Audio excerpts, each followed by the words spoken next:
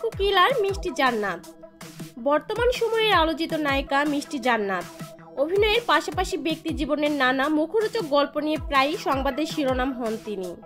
এবার এই নায়িকা জানালেন সাইকো কিলার হিসেবে পর্দায় আসছেন তিনি। সাইকো শিরোনামের নতুন একটি ওয়েব ফিল্মে দেখা যাবে তাকে। ইতিমধ্যে ওয়েব ফিল্মটির শুটিংয়ে অংশ নিয়েছেন মিষ্টি জান্নাত, আর এটি নির্মাণ করেছেন নির্মাতা মাহফুজ রহমান রাজ। নতুন ওয়েব ফিল্মটি নিয়ে মিষ্টি জান্নাত বলেন, আসলে ব্যক্তিগত কাজ নিয়ে এতদিন ক্যামেরার বাইরে ছিলাম, তবে নতুন বছর নতুন করে বেশ কিছু কাজ শুরু করেছি, যার মাঝে এই ওয়েব ফিল্মটি অন্যতম। এই ফিল্মটিতে একজন সাইকো কিলার হিসেবে দর্শক আমাকে দেখতে পাবে। নতুন ও ভিন্ন একটি চরিত্রে কাজ করছি, বেশ ভালো লাগছে।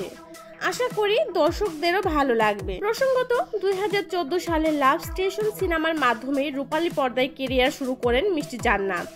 এরপর থেকে কাজ করে যাচ্ছেন নিয়মিত।